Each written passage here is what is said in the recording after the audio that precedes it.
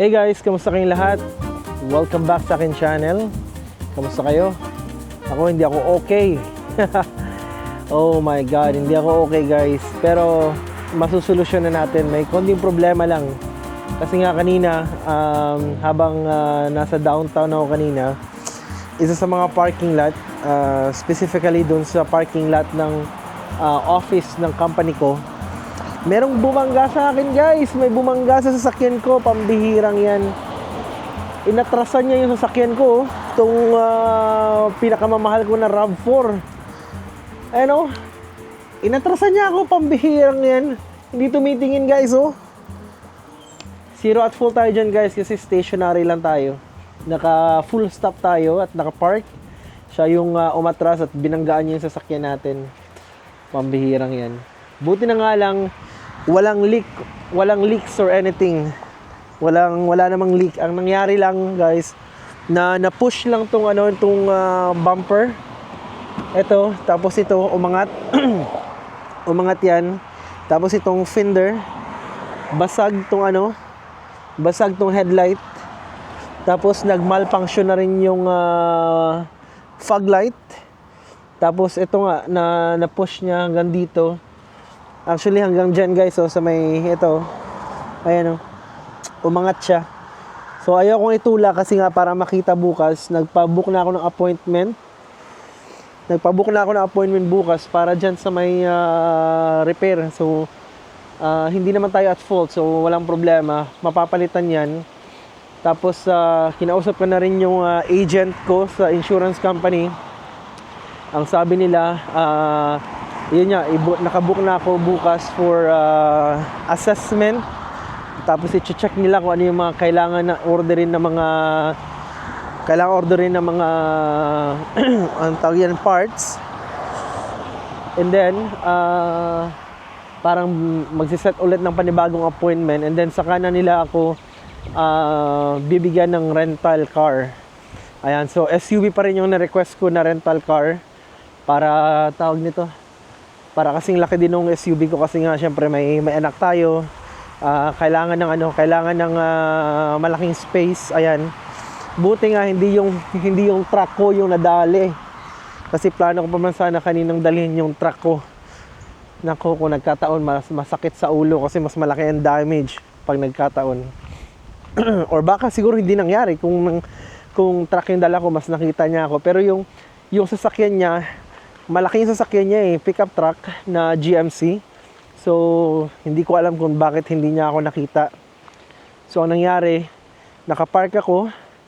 At the same time, nakapark din siya sa harapan ko. Pero parang may mga almost 2 cars yung pagitan namin. Tapos ngayon, umaatras ako. And then, siya ganun din, umaatras din. Kaso lang, kailangan ko mag-left turn para nga makalabas ako dun sa may parking lot. And then siya, dire-diretso lang sa pag-backing. Tapos yun na yung nangyari. Na-hit na yung sasakyan natin. Kaya medyo hindi maganda yung ating kondisyon ngayon. Alam ko naman na mapapalitan yan. Kaso lang, syempre, kapag nag-decide ako na ibenta later on yung sasakyan, meron na siyang record na may pinalitan kasi nga merong accident or collision na nangyari. Which is napaka-unfortunate guys kasi nga gusto ko sana maging malinis yung title ng sasakyan na yan. Pero it is what it is. Anong magagawa natin? Nangyari nang dapat mangyari. So at least hindi natin kasalanan, hindi tayo at fault. Yeah, so dadalhin ko rin kayo bukas doon sa may kung saan ko dadalhin yung sasakyan. Yun yung na-recommend na parang body center o yung repair center ng aking insurance company. Kaso nga lang, kailangan ko mag-drive ng 45 minutes papunta doon kasi nga nasa kabilang city, pero it's okay. At tawag nito, meron dito sa amin malapit, kaso lang hindi nila mare-repair yung sasakyan ko. I think 6 to 8 weeks pa bago nila ma-look after yung sasakyan. Gawa nga nung napakarami din nilang inaasikaso at baka mahirap din yung pag-order ng parts para sa kanila kasi nga yung RAV4 ngayon medyo malakas talaga yung RAV4 sa when it comes sa sales. So, nagkakaubusan ng RAV4 sa mga dealership. I don't know kung yun ba ay connected din ba sa pag-order ng parts. Hindi ko alam. Pero yun yung sabi sa akin. Pero doon sa pupuntahan ko bukas, kung saan ako na-recommend ng aking insurance agent, chinek niya na online. I think as soon as possible. Baka within next week, baka masimulan na yung pag-repair ng sasakyan ko. And it would take probably couple weeks o baka 3 weeks bago makuha yung sasakyan. Importante na mabigyan din nila ako ng car rental kasi nga kakailanganin natin para sa kakailangan natin para sa araw-araw sa commute natin, 'di ba? Wala tayong masasakyan. So, right now time check. Supposed to be dapat babalik ako ng work kanina. Nangyari yan parang 11:30. Supposed to be dapat babalik ako ng farm kanina para tapusin yung trabaho kasi nga meron lang akong inasikaso dun sa opisina namin. Ngayon, ito yung nangyari. So, tinawagan ko na lang yung boss ko at sinabihan ko na kailangan ko i-settle yung insurance. So, naintindihan naman ng boss natin. Napakabait ng boss natin kaya all goods. Pero nag-decide na lang ako na kahit na 4:30 na, may mga konting trabaho akong tatapusin. Ayan. Ano na to, off the clock na to, hindi na ako naka-clock in nito, pero it's okay. Gusto ko lang matapos yung trabaho natin dito sa ating workplace para smooth lang, kasi nga bukas kailangan kong mag-off sa umaga. So ayoko na masyadong ma-delay din yung mga gagawin namin kasi nga malapit na kayo mag-receive ng mga ibon, yung mga turkey na i-deliver sa amin. So ready na yung barns namin. Ready to go na to. So yung hinihintay na lang is yung schedule ng shipping ng mga panibagong flock na i-receive namin.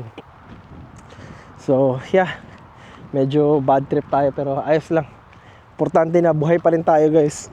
Kasi kung nasobrahan niya ng atras at na-rattle siya at let's say hindi niya instead na brake yung maapakan niya, is naapakan niya lalo yung accelerator, baka na-run over niya sa sasakyan natin, guys. Kasi mataas yung sasakyan niya pickup truck.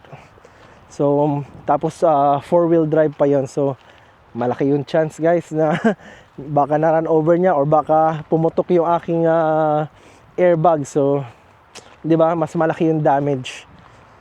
So, yeah, thankful na lang ako na walang nangyaring masama sa atin at yeah, able pa rin. Wala tayong galos or anything. Maayos din yan. Ang bihira. May mga tao kasi minsan na alam mo, nagda-drive pero lutang. Yung utak nila is wala dun sa current na situation. Either nag-overthink sila or marami silang iniisip na gagawin. So kumbaga nauna yung kanilang mind compared sa kanilang action. So yun yung nangyari. Pero ganun pa man, thankful at we're still in one piece. Ayan. Kasi nga mahirap, guys, kung ma-injure tayo. So tayo lang yung workforce sa ating pamilya. Although yung asawa ko may trabaho naman, pero mahihirapan na kami kapag isa sa amin ay nag-off. So siguro may marireceive naman ako through insurance, pero siguro hindi ganun kalaki kumpara sa nag-work ako ng full time, di ba? Plus, kapag meron kang any injuries, you never know kung that would affect in a long run sa sa health mo or sa condition mo physically, 'di ba? At mentally na rin kung sakaling malaki talaga yung damage, 'di ba? So, yeah, papasok muna ako dito sa sa farm. Maliligo muna ako, magbibihis ng farm clothes namin. Babalik ako mamaya pag out ko, guys. Magkukwentuhan ulit tayo. At yeah, mag-iisip tayo ng panibagong mga i-discuss natin or baka about pa rin sa sasakyan ko. I don't know. We'll see. Mag-iisip-isip ako habang gagawin ko muna yung trabaho para bukas mas smooth na lang yung process natin. Okay? I'll get back to you guys. Nakalabas na tayo ng work, guys. Ngayon ay mag-aalas 7 na ng gabi, 6:49 na ng gabi. So we spend quite a decent time sa ating workplace. Naka-catch up tayo sa mga dapat nating gawin for today. And so, gagamitin kong service tong aking tora-tora guys. Baka nakawin dito eh. Kaya gagawin nating service pa uwi ng bahay.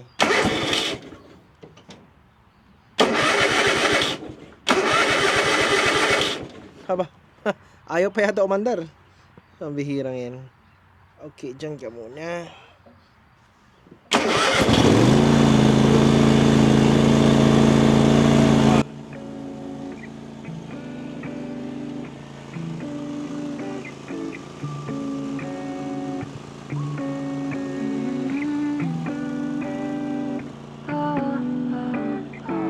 You got me shaking, yeah, I feel the fever coming on.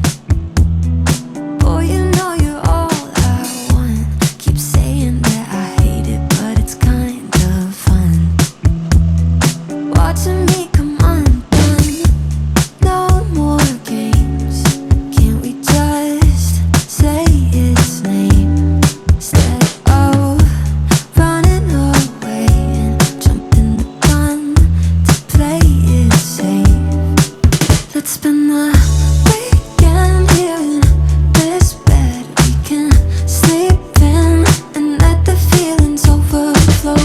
Useless trying to fight this. Let's just give in and let the feelings overflow.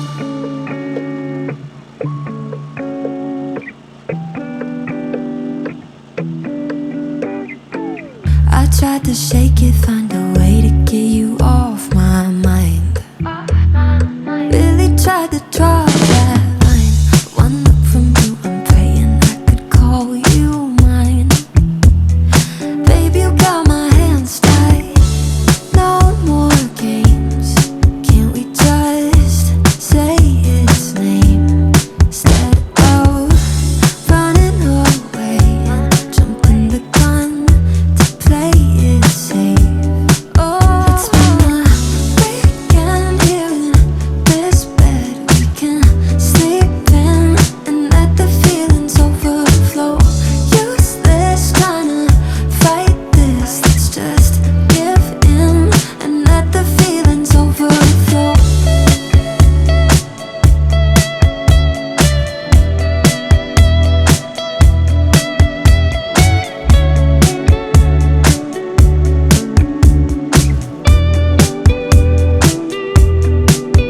spend the weekend here in this bed we can sleep in and let the feelings overflow. Useless trying to fight this. Let's just give in and let the feelings overflow.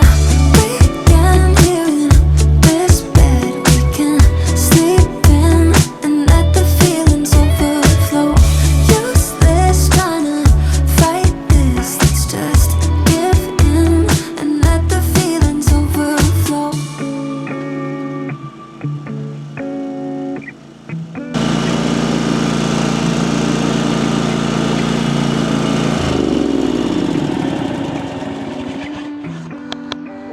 Okay, so that was quite a ride. Andito na tayo ngayon sa likod ng bahay natin. Ayan, so itatago ko muna yung yung susi kasi baka mamaya may magka-interest nitong lawnmower natin. Yari na tayo. Patay. Tago muna natin dito sa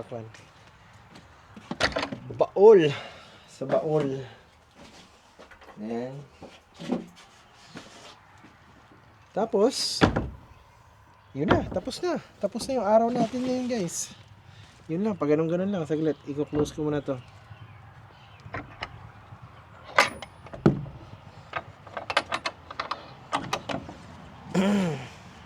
So ganun lang, pag ganun lang yung araw natin, tapos na.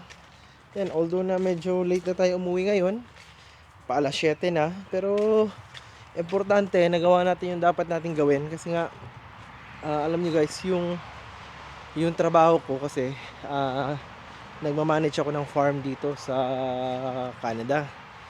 Eh, hindi pwede na tawag yan. hindi matapos yung trabaho kasi nga anything na mababahay ngayong araw gagawin din bukas, di ba? Walang ibang gagawa kundi ako. So kailangan natin tapusin yung trabaho natin para masaya yung mga boss natin, masaya yung ating mga employer, di ba? At tuloy-tuloy rin yung ligaya natin dito sa Canada. Ayan. Pero talagang masakit talaga sa dibdib ko, guys, na inatrasan lang tong sasakyan ko kanina. Oh. Hindi naman siya nag-grind. So bukas, ida-drive ko to ng 45 minutes papunta dun sa, katulad yung sinabi ko kanina, dun sa magre-repair. Hindi naman siya nag-grind kapag lumiliko ako. Pero, yeah. Buti na lang, di na mapalitan tong bumper ko kasi nga may mga chip na rin konti. May mga chip na gawa ng mga talsik ng bato. So, okay. Importante mapalitan. At, yeah, pumogi ulit. Yan. Sa kahit ganong ingat mo talaga. Pero, it is what it is. Ayoko naman magsabi na masama against dun sa nakabangga sa akin. Kasi nga, kakilala ko rin yon. Hindi kilala na yung close friend, pero I know him personally. So, buti nga hindi itong truck ko yung tinamaan. Kasi pag ito yung tinamaan ako, Diyos ko po, talagang malulungkot talaga ako ng sobra, guys. Kasi nga, brand new eh. Kakabili ko lang neto. Tapos, babanggain niya. Hay nako. Buti nga kaninang umaga, ito yung nakapark kasi sa labas, itong RAV4 ko. Nag-decide ako kanina umaga na yan na lang yung dadalhin ko kasi nga wala namang work yung misis ko. Ngayon, iniwan ko to. Pero kung yan yung dinala ko dali, talagang iyak talaga ako siguro, guys. Talagang baby ko to oh. Tingnan nyo brand new to, guys. Kakabili ko lang na ito. Baby ko to. Ford F-150, guys. Ford F-150 na HLT. XLT. Ayan. So, ano to, guys? 4x4. Ayan. Pang malakasan natin. Pang harabasan natin to. Pero, hindi ko muna masyadong ayan, 4x4. Ayan. So, all terrain yan, guys. Walang problema. Mapa-snow, mapa-mud, mapa-sand. Walang problema dyan. Talagang maasahan, reliable yung Ford.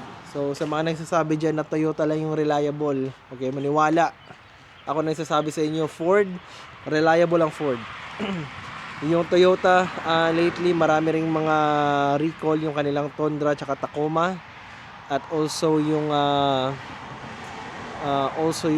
tawag nito, yung power nito, when it comes sa pulling, yung paghila ng trailer, that's more than 12,000 GVWR, yung gross value weight ratio kung tawagin. Ibig sabihin nun, mas malupit humila to kumpara sa Tundra at sa Tacoma kasi yun yung mga high-end na mga pickup truck ng Toyota. So, okay, maniwala doon sa mga pro Toyota lang. Ako, may Toyota rin ako, guys. Laking, alam mo naman, Asian tayo. So, talagang yung paniniwala natin is malupit talaga yung Asian car. Pero try something new. Kasi nga hindi lang naman Toyota yung may capability. Itong F-150 or Ford or either mapa Chevrolet man, try something new. Huwag kayong mag-stick dun sa nakagawian nyo lang. Kasi nga when it comes sa space at when it comes sa towing capacity, load capacity, when it comes sa yung GVWR nga na tinatawag, yung paghila ng trailer, mas malupit ang Ford, guys, and napaka-reliable din. Nasubukan na natin yan. So yung trailer nga pala na I don't know kung upload ako ng video about sa trailer na bibigyan natin. Guys, keep watching. Soon bibili tayo ng trailer para dito sa ating F-150 pang business natin. So pinag-iipunan natin ngayon yan para makabili tayo ng trailer, and hopefully, I'm hoping na within this year, hopefully, if not maybe next year, sometime next year. Kasi nga medyo mahal yung trailer na pinag-iipunan natin. So hindi pwede na hugutin lang natin sa savings. So kailangan pag-ipunan para hindi na utang guys, ika-cash natin. So yun yung plano natin. Kaya abang-abang lang, baka within this year or baka sometime next year. So ito post natin yung ating trailer, and then para marketing na rin kasi pang business natin yun. So so dito ko natatapusin yung vlog natin. Maraming salamat sa mga nakapanood ng mga nakaraang video at sa mga manonood pa lang. At sa mga kapanood itong video na to, maraming salamat. God bless you all. Drive safe sa mga nagda-drive. Huwag kayong tumulad sa akin na Diyos ko po. Whatever. Hanggang sa muli. Ingat!